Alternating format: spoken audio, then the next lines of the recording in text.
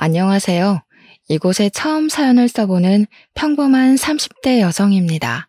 저는 작은 중소기업에 다니는 직장인이었습니다.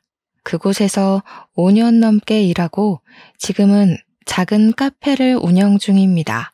그곳을 왜 그만두게 되었는지, 저와 엄마에게 무슨 일이 있었는지 하소연하려고 이렇게 글을 올리게 되었습니다. 원수는 외나무 다리 위에서 만난다는 일이 있잖아요. 저는 딱 그런 사연을 가지고 있습니다. 저는 어려서부터 공부를 야무지게 잘했습니다. 어릴 때 아빠가 돌아가셔서 엄마 혼자 저를 기르셔야 했기 때문에 친구들이 다니는 학원 과외 한번 못 다녀보고 공부를 해야 했습니다. 그래도 기본 머리가 좋아서인지 시험을 보면 잘 보곤 했죠. 대학까지는 장학금도 받고 잘 다녔는데 취업을 하려고 보니 스펙이 좀 딸리더라고요. 친구들은 어학 연수다 뭐다 하면서 다들 스펙을 쌓아가는데 저는 그럴 형편이 안 되었어요. 등록금은 장학금을 받았다고 해도 생활비는 제가 벌어 써야 했기 때문에 어려웠습니다. 대기업으로 서류를 넣을까 망설이다가 그냥 작은 중소기업에 지원하게 되었죠. 대기업만큼은 아니더라도 복지나 성과급 같은 곳에서는 별로 안 밀리는 곳으로 지원을 했습니다. 제가 일을 시작하니 엄마의 얼굴이 확 피는 게 보이더군요. 저는 참 잘 선택했다 생각을 했습니다. 회사에서도 제 능력을 높이 사서 저는 금방 회사에서 자리를 잡을 수 있었습니다. 작은 회사였기 때문에 사장님 눈에 들어 저를 참 예뻐해 주셨죠. 사장님은 저에게 전반적인 회사 일을 맡기시곤 했어요. 회사 임원들이나 하는 일들을 맡아 하면서 저에 대한 기대가 크다고 허허허 웃으시곤 하셨죠. 저희 사장님은 참 인상이 좋으셨어요. 보통 중년이라고 가지고 있는 똥배도 안 가지실 정도로 자기 관리에 철저하게 관리를 하셨기 때문에 저도 사장님이 참 대단하고 멋진 분이라고 생각했습니다. 나중에 저도 중년이 되면 그렇게 늙어야겠다는 생각을 했으니까요. 자기 개발도 철저하시고 직원들에게도 그런 것을 적극적으로 권하시곤 했어요. 계절마다 사람들을 초청해서 자기 개발 강의를 들려주고 배우고 싶은 사람은 신청만 하면 원하는 공부를 시켜주는 등 정말 지원 복지에도 많은 노력을 기울이시는 분이셨죠. 저희는 작은 회사지만 튼튼한 회사, 깨끗한 회사를 만들자는 그분의 뜻에 따라 열심히 일했습니다.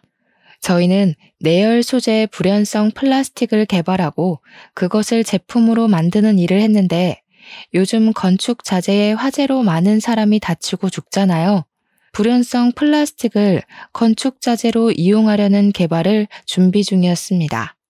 당시에는 국내에는 그런 기술이 많이 부족했기 때문에 대부분 일본에서 수입하고 있었거든요.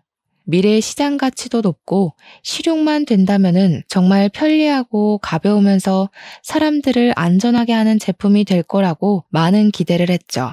그래서 많은 직원은 목표의식과 뚜렷한 의지를 갖추고 회사를 위해 일을 했답니다. 저도 그중 한 명이었고요. 그렇게 열심히 일하는 도중에 사장님께서 자기 아들을 소개해 주겠다고 하시는 겁니다.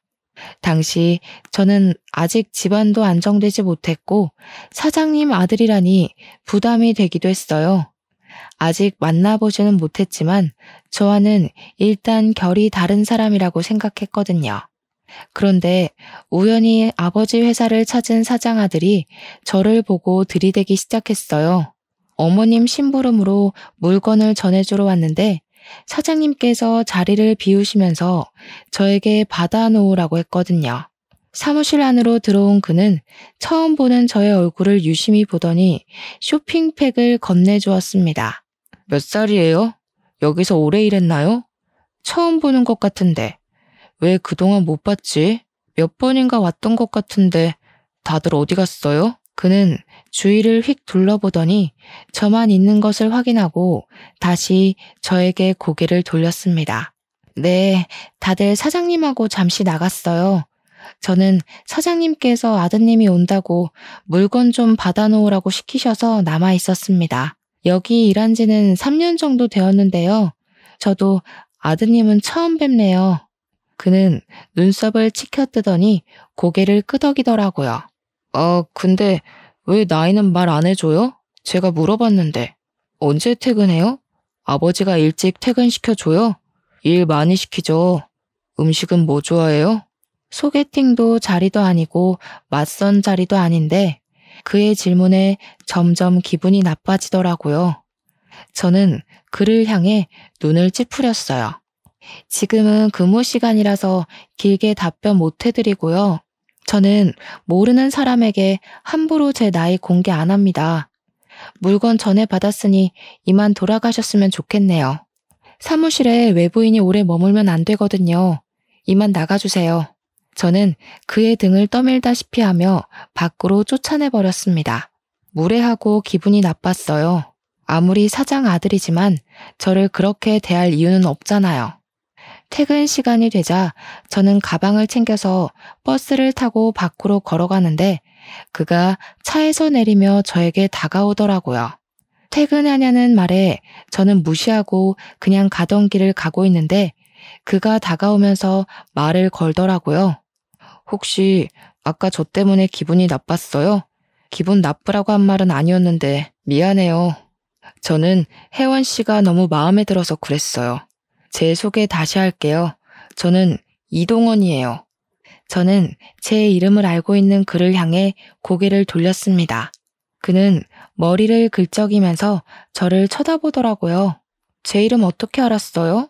저는 말해드린 적도 없는 것 같은데. 뭐죠? 저한테 왜 이러시는 거죠?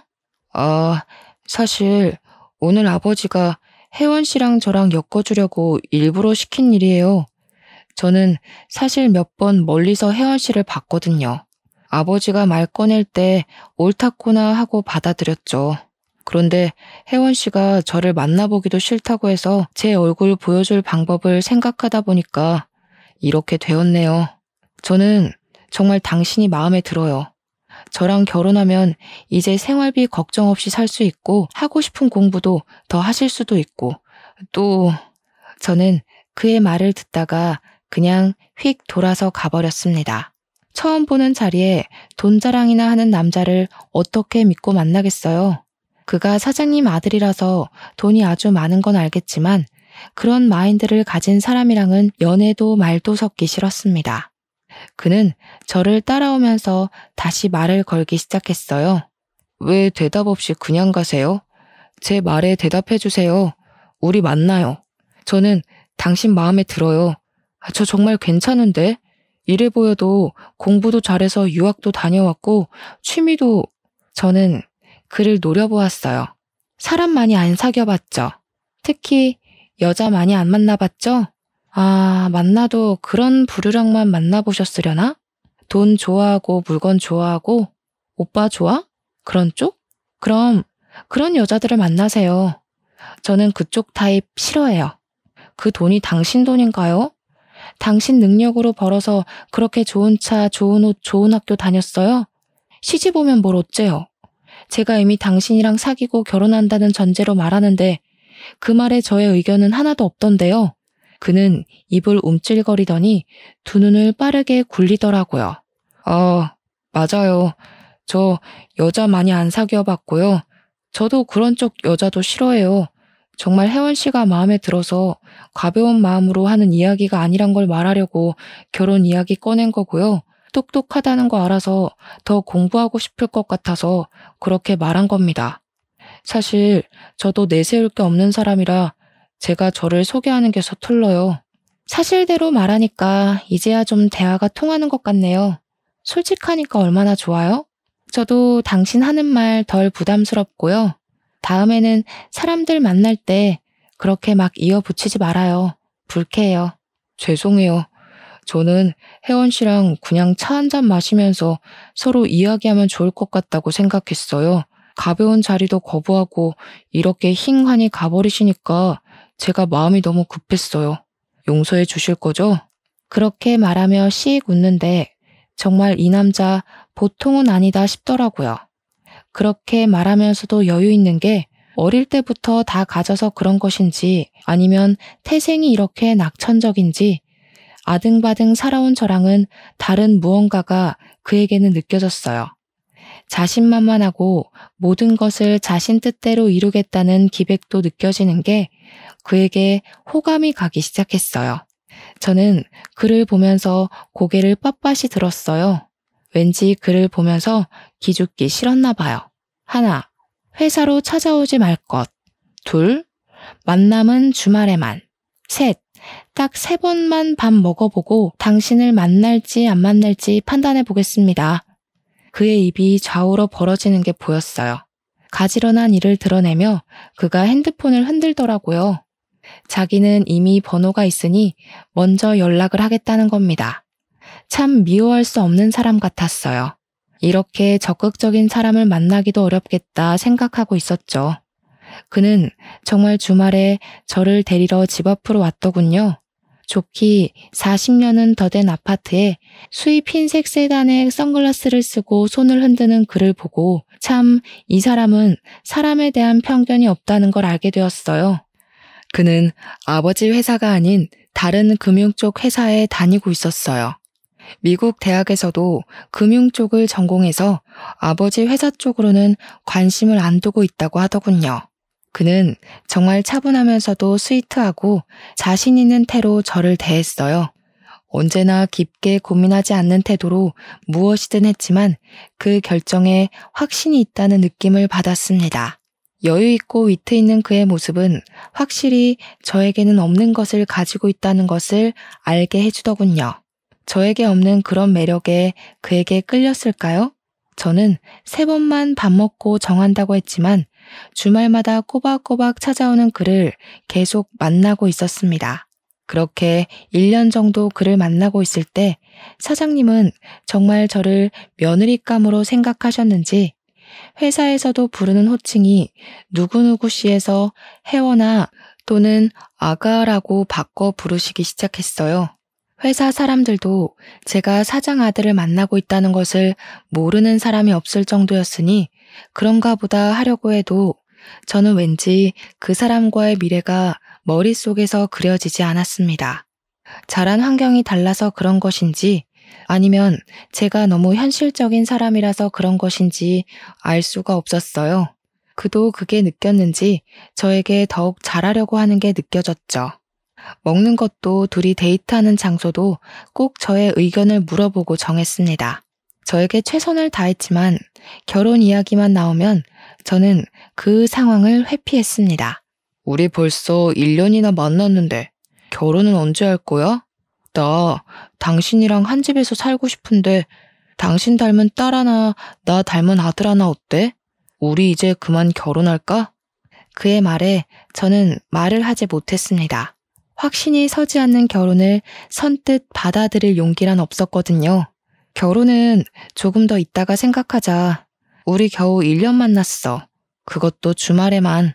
그렇게 생각하면 별로 얼굴 본 것 같지도 않고 또 아직 엄마 혼자 계시는 것도 걱정도 되고 난 아직 하고 싶은 것도 많은데 결혼하면 못하게 되니까.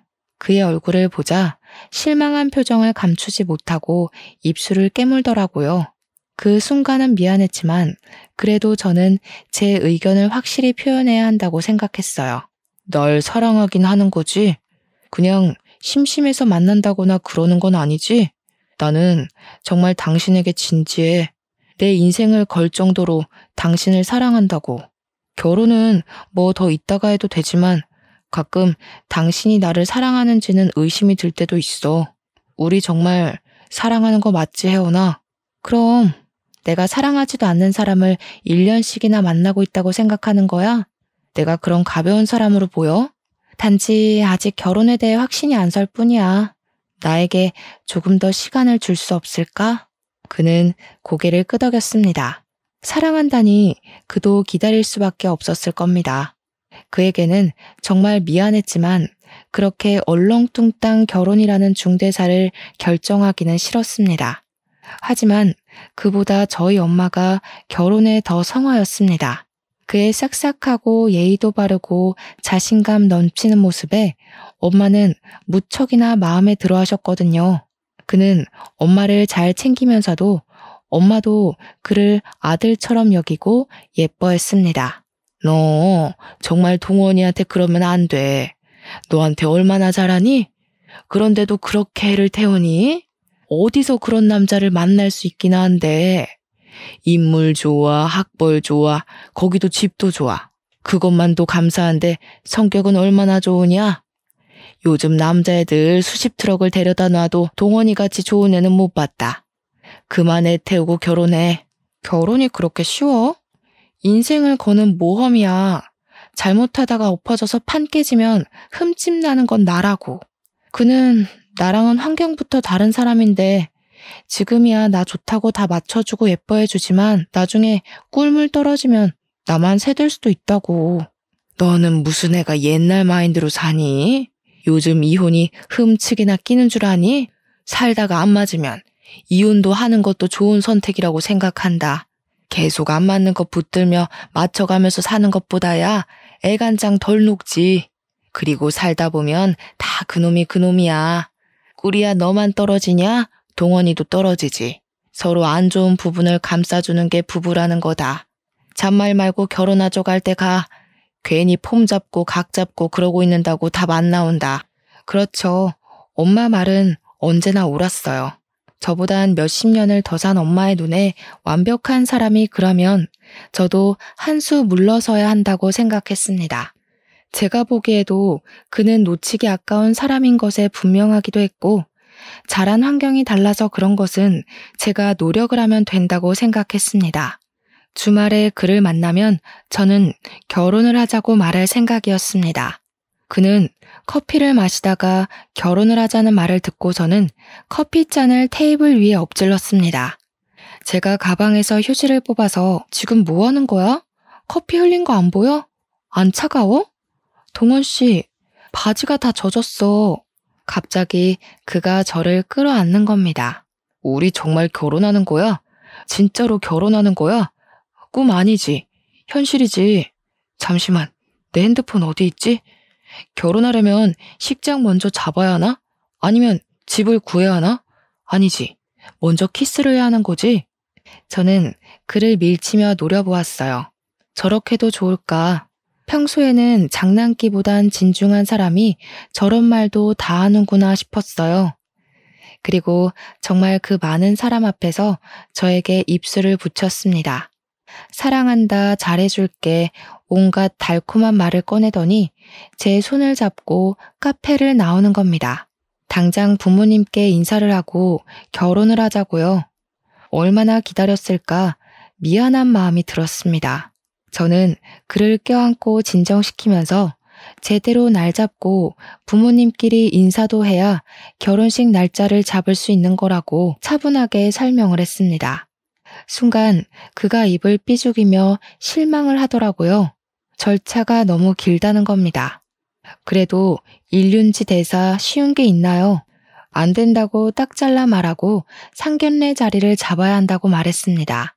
그날부로 차장님은 정말 저를 며느리로 생각하셨는지 직원들이 퇴근한 빈 사장실에 저를 따로 부르셨습니다. 사장님을 따라갔더니 사장실 벽에 큰 액자를 치우시더라고요. 그 안에는 작은 금고 하나가 들어있었습니다.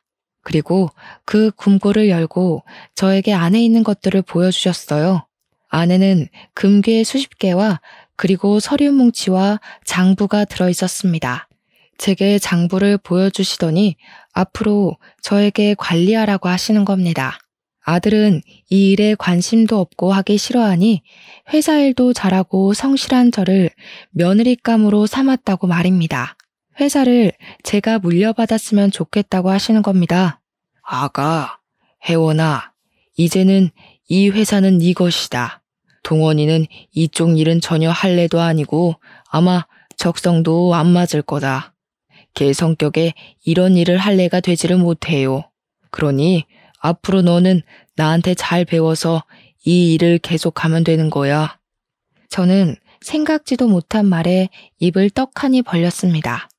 장부를 넘겨보니 제가 보던 장부와 조금 차이가 있었습니다.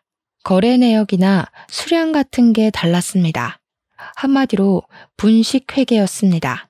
저는 이것을 보고 두 눈을 크게 뜨자 사장님이 제 손을 살포시 잡는 겁니다. 놀란 거 다 안다. 그래, 놀랐을 것이다. 보던 거랑 조금 다르지? 하지만 이게 현실이다. 사람들은 다 원래 이런 거야. 실제를 부풀리고 없는 것을 만들어내고 다 그렇게 사는 거지. 그러니 죄를 짓는다 생각하지 말고 하면 돼 그럼. 그게 진실이 되는 거란다. 저는 자료를 넘겨보며 입술을 바짝 깨물었습니다. 저희가 만들고 있는 불연성 플라스틱은 가짜였습니다. 실험을 조작하고 그럴듯하게 보이게 하고 재료를 수입해와서 사용하는 겉으로만 번지르르한 가짜. 그것을 실험에 통과시키고 이게 유통이 된다면 사람들은 이것을 진짜처럼 사용하게 되는 겁니다. 하지만 바로 내색은 하지 못하고 그대로 다시 장부를 안으로 밀어 넣었습니다. 이제 너에게 나의 비밀을 말하는 것은 네가 우리의 식구가 됐기 때문이다. 그리고 정말 내 뒤를 이을 아이라는 것을 알기 때문이야. 내가 세우고 지켜온 회사를 너와 함께 할 수 있다니 기쁘구나. 저는 아무 말 못하고 고개만 끄덕이다가 사장실을 빠져나왔습니다. 그동안 사람들을 이롭게 하는 일을 한다고 생각했는데 저는 많은 사람을 속이는 회사에서 일하고 있었던 거죠. 참을 수 없는 회의감이 밀려 들어오면서 저것을 세상에 말을 해야 하는지 아니면 사랑하는 사람을 지켜야 하는지 갈피를 못 잡게 되었습니다. 사람들을 생각하면 공개하는 게 맞았겠지만 그 사람들을 생각하면 덮는 게 맞았으니까요. 그래도 그는 저와 인생을 걸겠다고 맹세했고 저 또한 그를 내 사람으로 받아들였으니 그에게는 말을 해야겠다고 생각했습니다. 역시 그랬구나. 조금은 이상하다 싶었어. 아버지가 하는 일에 살짝 의심이 전부터 들기는 했거든. 아직까지 국내 기술로 그걸 만들기는 힘드니까. 그 기술적으로 일본이 최고이기도 한데 그것을 뛰어넘는 연구 성과를 냈다고 말했었으니까. 눈치를 채고 있었던 거야? 그럼 왜 이제껏 말을 안 한 거야? 아버님께 그러면 안 된다고, 많은 사람이 다친다고 말 한마디 할 수 있는 거 아니야? 난 의심만 할 뿐 확증을 가진 게 없잖아. 그쪽에 대해 잘 알지도 못하고 내가 아는 건 기술력 가지고 금융의 흐름을 보는 것뿐인데 뭘 가지고 말해? 아버지가 나에게 회사 일에 대해서는 잘 말씀도 안 하셔. 그럼 어떻게 하지? 난 정말 내가 그런 사기를 치고 있을 거라고 생각하지도 못했어. 많은 사람들 이롭게 하는 기술을 내가 회사에서 일한다고 생각했는데 그게 모두 거짓말이었다니. 당신 생각하면 묻어야 하는데 내 양심이 그걸 허락을 못하겠고. 완전 가짜는 아닌 거잖아. 어느 정도 진척은 있었고 내연성 기술 미달이긴 하지만 기존보다는 확실히 많이 개선됐으니까. 하지만 일본보다 기술이 떨어질 뿐이니까. 그리고 당신이 그런 마인드로 회사를 물려받고 그때는 정말 그 기술을 만들고 그것이 현실이 되도록 운영하면 되지 않을까? 아버지랑 다르게 회사를 운영하면 되잖아. 그의 말에 저는 입술을 꽉 씹었습니다. 그의 말대로 정말 없는 기술은 아니었고 기준 미달의 기술. 저는 이도저도 못한 상태가 되었습니다. 꿈을 키운 회사를 배신하는 건 쉬운 일이 아니니까요. 그것도 사랑하는 사람의 아버지 회사였습니다. 그러는 사이 우리의 결혼 준비는 착착 진행되고 있었습니다. 상견례를 위해 레스토랑을 잡고 당일이 되어 엄마를 모시고 그곳으로 향하고 있었을 때였습니다. 그에게 갑자기 전화가 오더라고요. 회사에 일이 생겨서 급하게 지방을 다녀와야 한다고요. 일단 저에게 먼저 가서 상견례를 진행하라는 거였습니다. 어차피 저희는 양쪽 부모님을 알고 있었고 부모님들끼리 보는 자리였으니 저는 알겠다고 하고 레스토랑으로 향했습니다. 그런데 그날따라 주차장에 자리가 없는 겁니다. 몇 바퀴를 돌고 나서야 저는 약속 시간이 촉박해지니 엄마 먼저 내려드렸어요. 사장님 내외를 기다리게 할 수는 없잖아요. 엄마를 내려드리고 한 바퀴를 돌고 오니 다행히 자리가 있더라고요. 저는 바로 그곳에 차를 주차하고 위로 올라갔습니다. 그런데 위에서 큰 고성이 울리는 겁니다. 그 소리는 딱 들으니 엄마와 사장님의 목소리였습니다. 저는 놀래서 달려가다가 계단 옆으로 숨었습니다. 왜 그렇게 숨었는지 저도 잘 모르겠어요. 그냥 그 상황이 두 분이 얼굴을 붉히는 그 기시감이 저를 숨게 만든 것 같아요. 숨어 있으면서도 목이 바짝 타들어가더라고요. 뭔가 일이 있다, 큰 일이 있다는 걸 직감적으로 알고 촬영을 해야 한다는 생각이 번뜩 들었습니다. 그렇게 빼꼼히 핸드폰 렌즈만 내놓고 두 분의 이야기를 들었습니다. 당신 뭐야? 뭔데 여기 있는 거야? 그동안 그렇게 잘 살았어? 아주 신수가 훤한 게 죄 지은 것은 홀라당 다 까먹었나 보네. 어떻게 그렇게 사진 멀쩡하게 살아있을 수가 있는 거지? 엄마의 얼굴은 잔뜩 일그러져 있고 시뻘개져 있었습니다. 엄마를 보는 사장님의 표정은 벌레를 쳐다보는 듯 찡그리고 있었죠. 뭐라고? 지금 뭐라고 말하는 거야? 내가 무슨 죄가 있다고 숨어 살아야 하는 거지? 난 아주 당당해. 하늘 아래 부끄러운 게 없는 게 나라는 사람이야. 어디 가서 그 주둥이 함부로 놀리지 말고 살아. 그러다가 큰 곤욕이라도 치르면 어떻게 하려고 그래? 경배기처럼. 경배기는 저희 아빠의 이름이었습니다. 그렇다면 사장님은 저희 아빠를 알고 있었다는 거였습니다. 저희 아빠는 제가 3살 때 돌아가셨기 때문에 기억도 잘 나지 않았습니다.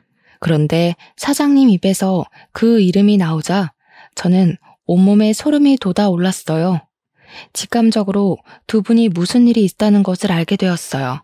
엄마는 사장님의 멱살을 잡고 흔들었습니다. 뭐야? 어디서 그 이름을 함부로 입에 올려? 당신 같은 버러지한테 함부로 불릴 이름 아니야. 당신이 그때 그 사람 연고만 빼돌리지 않았으면 그 사람이 그렇게 허망하게 갔겠어? 인두껍을 쓰고 어떻게 그럴 수가 있는 거야? 하늘 부끄러운 게 없어? 내가 알아. 당신이 저지른 그 도둑질 내가 안다고. 사장님은 자신의 멱살에서 엄마의 손을 떼어내셨습니다. 어디서 누가 그러대? 증거가 없으면 정말 범죄라고. 증거 있어? 증거 있냐고. 그 연구가 누구 손에서 어떻게 개발되었는지 증명이나 할 수 있으면 그때 해. 누가 그렇게 사람 쉽게 믿고 자신의 업적을 보여주래? 이미 30년 가까이 지난 일이야. 증거도 물증도 없으면서 사람을 이렇게 몰아가면 명예훼손으로 고소당해요. 알겠어? 남은 자식이라도 잘 간수해야지. 딸 지혜 잘 지내고 있지? 지금쯤 몇 살이려나? 그러자 엄마는 사장님의 뺨을 쳤습니다. 어디서 그의 이름을 입 밖으로 꺼내? 내가 남편 잃고 뱃속에 둘째까지 잃고서 매일같이 빌었어. 당신 죽여달라고. 당신 차지를 비틀어달라고. 하늘도 참 무심하시지. 착한 사람은 걷어가고 이렇게 버러지만도 못한 것은 잘 돌아다니는 게. 아니, 귀신도 더러워서 안 데려간다는 건가? 사장님은 엄마에게 시뻘건 얼굴을 들이미셨어요. 재수씨, 그냥 이대로 살다가 늙어 죽어. 왜 그렇게 전전긍긍하고 살아? 지나간 일 다 잊어버리면 그만이잖아. 왜 그 새끼를 못 잊어서 이렇게 살아? 그 얼굴이었으면 시집을 가도 10번을 더 갔겠구만. 청승 그만 떨고 남은 자식이나 건사 잘하고 살아. 어? 계속 그 일 입에 담으면 내가 당신도 딸도 어떻게 할지 몰라서 그래. 알겠어? 저는 손발이 덜덜 떨려왔습니다. 엄마에게 아빠가 연구원으로 일하시다가 작은 회사를 세웠다고 들었습니다. 미생물을 이용한 당시로서는 혁신적인 비료법을 개발 중이셨다고 합니다. 그 개발은 성공적으로 이루어졌고 거의 완성 단계에 이르렀습니다. 아빠는 사회를 세우면서 친한 친구로 회사를 불러들이셨다고 하네요. 연구원으로 고용을 하신 거죠. 그런데 그 친구가 그 기술을 빼돌려 본인이 완성 후 특허 신청을 내버렸답니다. 아빠는 그대로 모든 기술을 빼앗겨버리고 그 충격으로 뇌출혈로 쓰러지시고 손 쓸 틈도 없이 사망하셨고 하셨어요. 당시 엄마의 뱃속에는 저의 동생이 있었는데 아빠가 돌아가신 충격 때문인지 9달이나 된 동생을 사산을 하셔야 했습니다. 저의 이름은 원래 지혜였습니다. 할머니께서 아버지가 돌아가시고 동생마저 잃어버리자 저에 대한 액막이라고 하시면서 회원으로 개명을 시켜주셨죠. 모든 것을 촬영하고 저는 다시 조용히 밖으로 빠져나갔어요. 도저히 그 안으로 들어갈 수가 없었어요. 아빠가 죽인 사람이 제가 사랑하는 사람의 아버지라는 사실을 어떻게 이해해야 하는 걸까요? 차로 돌아와 차를 살짝 벽에 받았습니다. 그리고 엄마에게 전화를 걸었습니다. 손이 벌벌 떨렸지만 꾹 참고 말을 이어놨어요. 정말 힘든 일이었죠. 엄마 어쩌지? 나 아직도 운전이 너무 미숙한가 봐. 주차하다가 벽에 실수로 박아버렸어. 보험회사 불러야겠는데 아무래도 오늘 상견례는 다음에 미뤄야 할 것 같아. 내가 동원 씨한테 전화할게. 그냥 밖으로 나올래? 엄마는 제 말에 깊은 숨을 내쉬더라고요. 우셨는지 목소리도 가늘게 떨고 계셨습니다. 어머, 너는 괜찮은 거야? 어쩌다가 그랬어? 아유, 너만 무사하면 된다. 사람이 중요하지 차가 중요하겠니? 그래, 자식들이 없는데 어른들끼리 앉아서 뭐 하겠니? 다음에 좋은 날, 운수 좋은 날 잡자. 오늘은 아무래도 날이 아닌가 봐. 좋은 날 보자. 순간 울컥했습니다. 심장이 쪼그라들더라고요. 제가 그를 사랑하지 않았으면 엄마는 그런 비극을 다시 떠올리지 않아도 되지 않았을까? 내가 그 회사를 가지 않았으면 우리는 만나지 않고 살 수 있었을까 하는 생각 말입니다. 엄마가 나오자 엄마를 태우고 집으로 모셔다 드렸습니다. 그리고 회사로 향했습니다. 엄마의 말이 사실이든 아니든 중요한 건 사람은 세월로도 변하지 않는다는 거겠죠. 천사의 탈을 쓴 악마를 저는 고발하기로 했습니다. 아무도 없는 빈 사장실로 들어가 액자를 내려 비밀 금고의 문을 열고 안의 서류들을 핸드폰으로 찍었습니다. 막 사진을 다 찍었을 때 그에게 전화가 오더군요. 혜원아, 어떻게 된 거야? 어머님 상견례 자리에 안 나오셨다는데 혹시 무슨 일이라도 있는 거야? 무슨 일인데 연락도 없이 자리에 안 나온 거야? 저는 그의 목소리를 들으며 흐르는 눈물을 닦고 금고의 문을 닫고 액자를 걸어두었습니다. 동원 씨, 언제 와? 나 지금 동원 씨 좀 보고 싶은데. 나 당신한테 중요한 할 이야기가 있어. 우리 두 사람의 미래에 대해서 진지하게 다시 생각을 해봐야 할 것 같은데 언제쯤 도착해?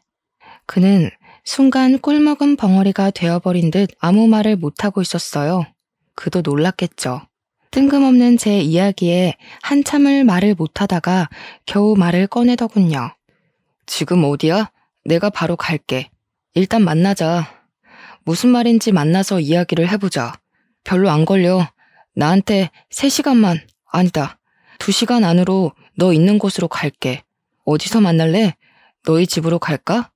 저는 자주 보는 집 앞 카페에서 기다리겠다고 했습니다. 그는 제가 카페에 들어간 지 정확히 2시간 만에 도착했습니다. 얼마나 급하게 왔는지 얼굴이 잔뜩 붉어진 채로 안으로 뛰어 들어오더라고요. 그는 자리에 앉지도 않고 저의 얼굴을 뚫어져라 바라보았습니다. 뭐야? 울었어? 얼굴이 왜 그 모양이야? 무슨 일이라도 있었어? 혜원아, 말 좀 해봐. 우리 헤어지자, 동원 씨. 우리는 더는 인연이 아닌 것 같아. 난 당신을 사랑하지 않아질 거야. 다시 생각해보니까 당신 숨 쉬는 것도 싫어질 거야. 당신이 밥을 먹는 것도 싫어질 거야. 그렇게 싫어하면서 증오하게 되겠지. 그러다가 우리는 결국 서로 다른 길을 걸을 테고. 지금 무슨 말을 하는 거야? 제대로 알아먹게 말을 해야 알아먹지. 사랑하지 않아질 거는 아직 사랑한다는 거 아니야? 그런데 왜 헤어지자고 말하는 거야? 왜 해보지도 않고 헤어짐을 말하는 건데? 당신 아버지가 우리 아버지를 죽였대. 당신 아버지가 우리 동생을 죽였대. 그런데 어떻게 내가 당신을 사랑할 수가 있겠어? 내가 어떻게 당신을 계속 만나서 밥을 먹고 차를 먹고 숨을 쉬지? 알아먹게 말을 해. 뜬구름 잡듯이 그렇게 두리뭉실 말을 하면 내가 못 알아먹잖아. 우리 아버지가 누구를 죽여? 혜원아, 우리 아버지 그렇게 나쁜 분 아니야. 네가 잘못 알았겠지. 도대체 어디서 무슨 말을 듣고 와서 이러는 건데? 그리고 낮에 찍었던 핸드폰 동영상을 들어 그에게 내밀었습니다. 그는 그것을 보고 손을 덜덜 떨더군요. 자신 아버지의 민낯을 보고 그도 적지 않게 충격을 받았나 봅니다. 깊은 숨을 내쉬며 손을 움켜잡는 그를 보며 저는 예전에 아버지가 돌아가신 일에 대해 추가 설명을 했습니다. 그는 이제 거의 울 듯한 표정을 짓더라고요. 새파랗게 질려있는 그를 향해 저는 이별을 고했습니다. 잘 봤어? 우리가 함께 할 수 없는 이유에 대해서 말이야. 나도 처음에 당신 아버지가 우리 아빠를 죽게 만들었다는 말을 믿을 수가 없었어. 난 이 길로 경찰서에 갈 거야. 그리고 그걸 보여주고 우리 아빠가 어떻게 죽었는지 밝혀내야겠어. 나 이대로는 숨을 못 쉴 것 같아. 숨이 안 쉬어져. 동원 씨를 사랑하는 마음은 진심이니까 미리 말하는 거야. 당신은 미리 알아야 할 것 같아서. 저는 고개를 숙이고 눈물을 떨구었어요. 그리고 그의 손에 든 핸드폰을 빼앗아 손에 쥐고 바로 일어섰죠. 그때 그의 손이 저를 붙잡았습니다. 같이 가자. 내가 할게. 당신 말고 내가 신고할게. 이게 진짜라면 벌을 받아야 하는 게 맞는 것 같아. 그게 옳은 것 같아. 같이 가자, 혜원아. 저는 그를 쳐다보았어요. 흔들림 없는 그의 눈빛이 저를 지그시 쳐다보더군요. 이 사람은 그의 아버지와는 다른 사람이었습니다. 죄를 지어도 숨기지 않고 덮지 않는 정직한 사람. 하지만 어떻게 자신 아버지의 죄를 밝히라고 등을 떠밀 수 있을까요?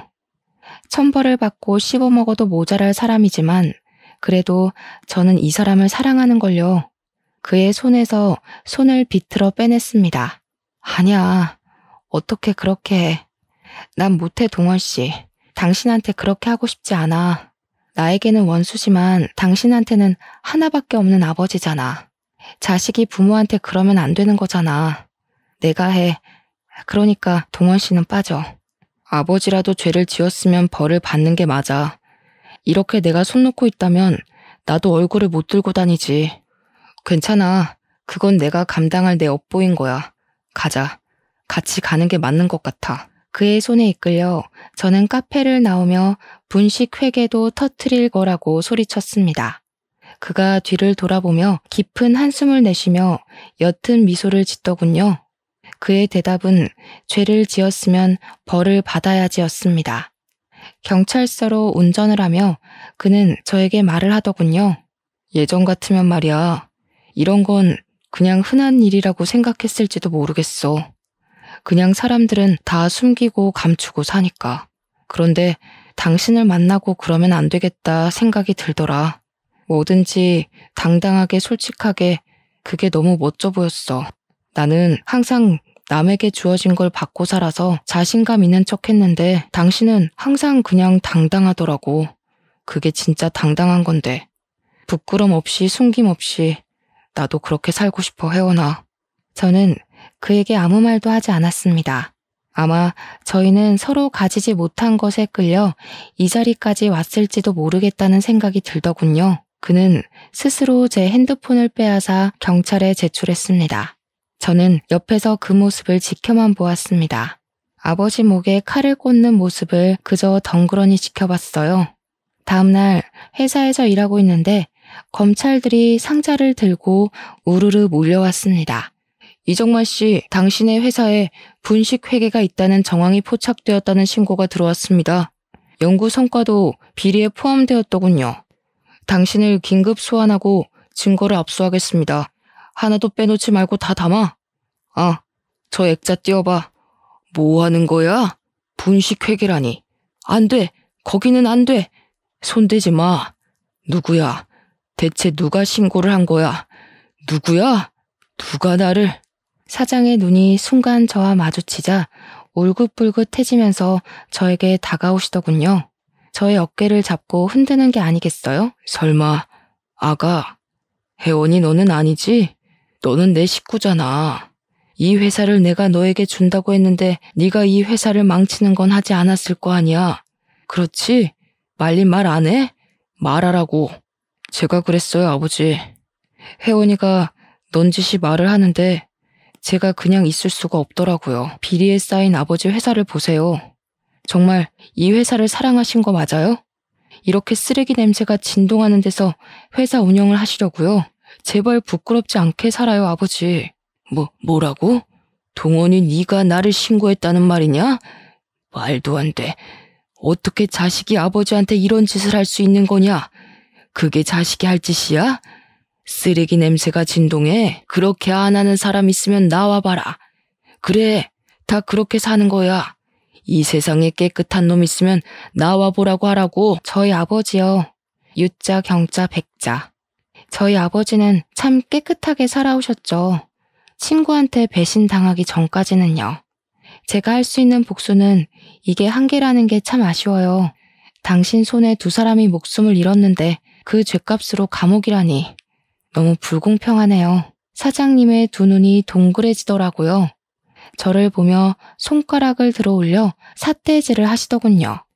경백이 딸은 지혜인데 이제 보니 닮았구나. 경백이랑 눈매며 그 대쪽 같은 성격이며 내가 그 녀석을 못 알아볼 리가 없는데. 사장님은 넋이 나간 상태로 목덜미를 붙잡더니 주저앉았습니다. 그리고 검찰들에게 양손이 붙잡힌 채로 밖으로 나갔습니다. 저는 서러움이 한꺼번에 몰려와 주저앉아 울음을 터뜨렸습니다. 그가 저의 어깨를 두들기며 다독이더군요. 미안. 아버님에게 특허를 돌려드리고 싶었는데 이미 공소시효가 지나버렸대. 그리고 이미 아버지가 팔아버려서 소유권도 되찾지 못했어.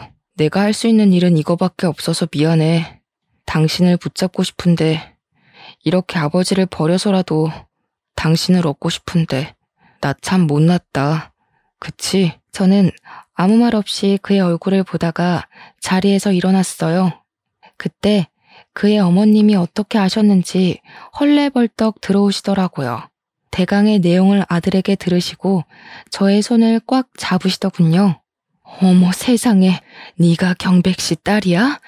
그랬구나. 난 그동안 저 사람 말에 깜빡 속아 살았구나. 그때 너희 아버지가 갑자기 그렇게 되고 우리도 정신이 없었거든. 남편이 갑자기 돈이 생겨서 사업을 한다고 하지를 않나. 친구가 잘못됐다는데 이상하다 생각은 했지. 그게 그렇게, 아휴, 그 죄를 다 어떻게 갚으려고 그런 짓을 했다니? 동원아, 잘했다. 사람이 죄를 지으면 반드시 돌아오는 법이다. 미안하다, 혜원아. 내가 정말 미안해. 그 말을 듣고 저는 그 사람은 아버지보다 어머니를 닮았다는 사실은 분명하게 알게 되었습니다. 그의 아버지는 검찰 조사를 받다가 저희 아버지와 같은 뇌출혈로 쓰러져서 결국은 중환자실에 입원하는 신세가 되었습니다. 저는 당연히 회사를 그만두고 작은 카페를 차렸습니다. 그는 금융회사를 그만두고 아버지 회사로 들어가 사장이 되었습니다. 저를 찾아와 매일같이 한탄을 늘어놓으며 이건 어떻게 하면 되냐, 저건 어떻게 해야 되냐 물어봅니다. 저희는 어떻게 되었냐고요? 여전히 같아요. 주말마다 만나고 만나서 차도 먹고 밥도 먹고 딱 거기까지 선을 허락했습니다. 그는 언젠가 자신을 용서할 날이 있을 거라고 기대를 하더군요. 그래도 저는 아직도 그와의 미래가 잘 그려지지 않아요. 하지만 그가 그의 아버지의 죄를 짊어지고 저를 향해 용서를 구하며 더욱 정직하고 바르게 살려 한다는 것을 알고 있기에 그 사람을 밀어내지 않고 지켜보고 있습니다. 제 사연은 여기까지입니다. 이렇게 속을 풀어놓으니 마음속에 쌓인 한이 조금은 풀리는 것 같습니다.